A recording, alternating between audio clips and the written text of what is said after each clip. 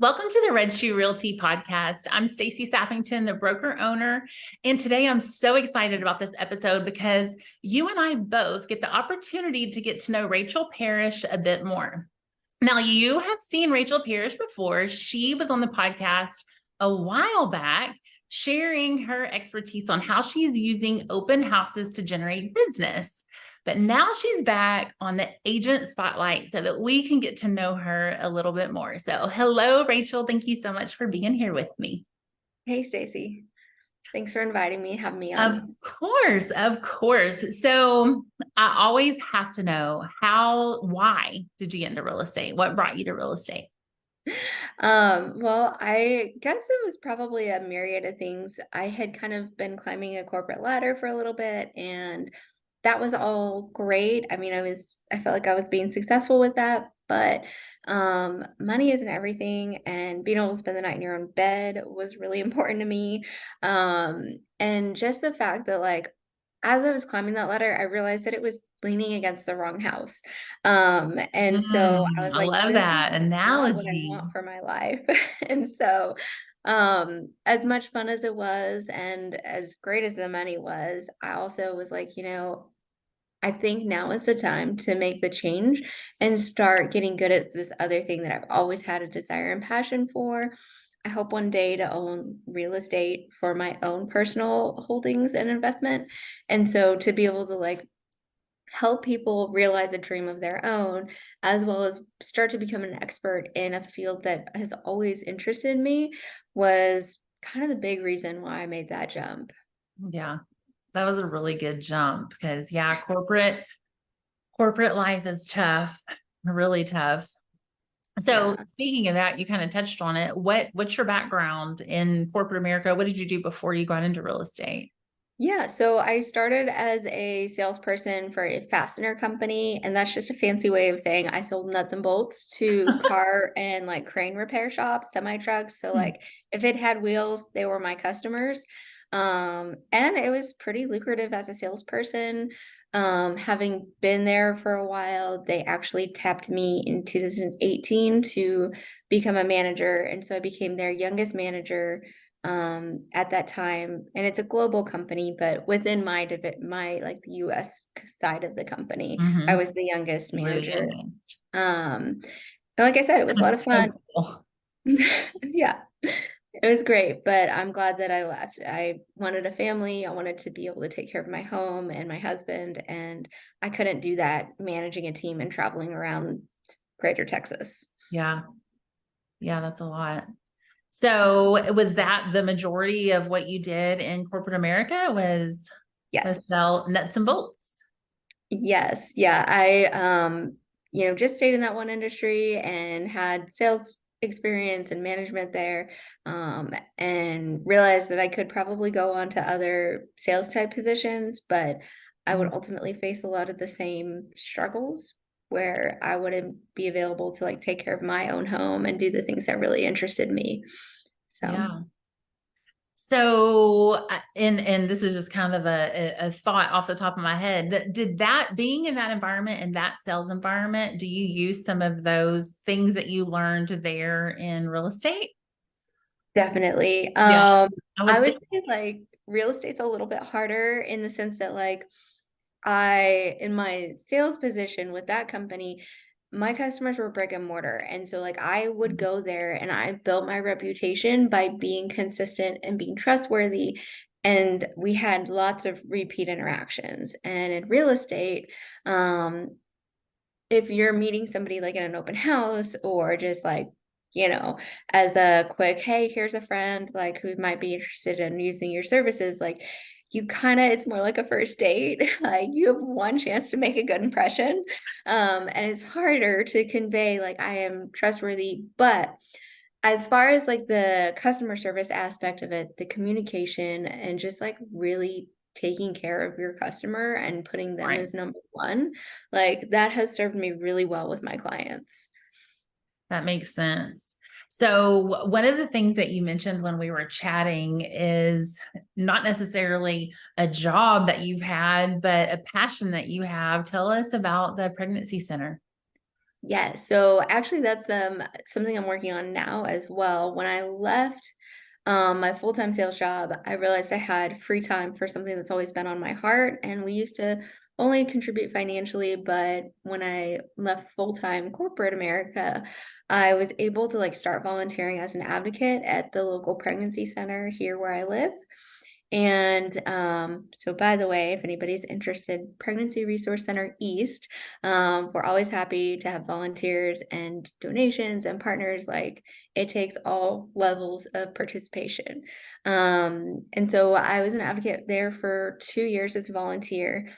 And as I was stepping out of another sales position that I had, God just opened a door for me to start working there part time as a receptionist. And so it gives me the time to really serve in a capacity that I like.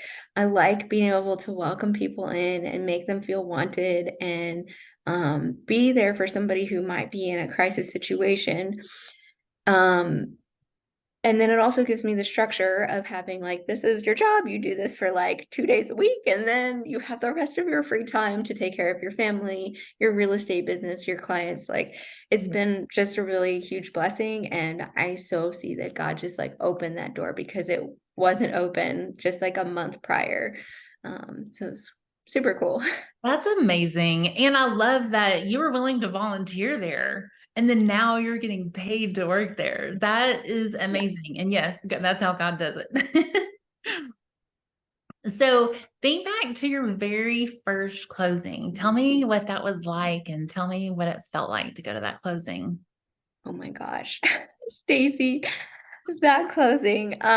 So it was a really good friend of mine. It was her, at the time, her boyfriend, and it was his very first home. So it was a lot of like, oh my gosh, the blind leading the blind. And it was in the heat of all of the like post-COVID lockdowns, and everybody's Oh, like throwing money at homes. Like it was so crazy. And so like we got this great home under contract, and like they love it. They have a pack of dogs now. Like they've made it their special home and settled in, and I feel so thrilled for them. But it was just a lot of fun like getting them the home. There was some drama. It was like several deals stacked on top, and it was a VA loan. And oh, so fun. it was like delay, and then these people, like everybody down the domino, were like angry at us.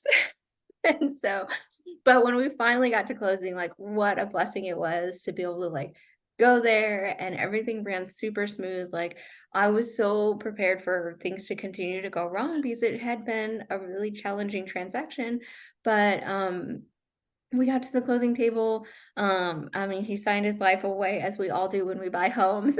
And that was it. And just to be able to see them like host family gatherings at their home and have friends over and like do sort of football parties and stuff there, like it's been really cool. And that's what I'm in like real estate for, is to help people find the next place that they'll do their life in.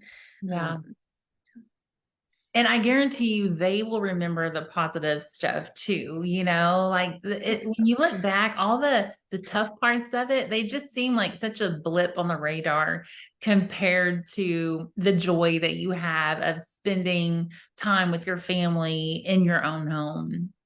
Yeah, So, I agree. yeah, that's amazing. So tell me one thing that makes you unique.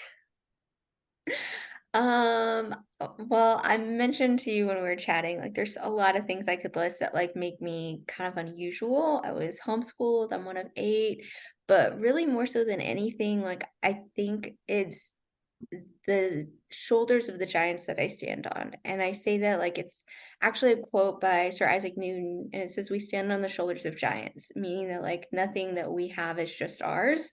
And like the people that mentored me, the people who raised me, the people who poured into my life when I was young, um, that's what makes me who I am. Like I I have a learning disability. I have like all kinds of reasons of why I could be like, well, I'm not successful because of this, but like I had people tell me that I could, and I had people like take my hand and show me how.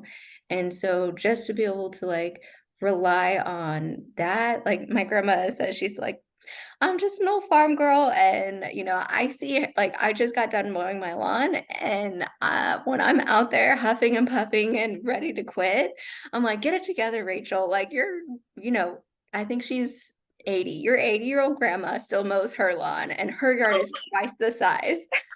So, just like people like that in my life that have poured into me and shown me, like, to be mediocre is not a good, like, I want to live a full life. And so I guess maybe that's what makes me unique, is that I'm standing on the shoulders of giants.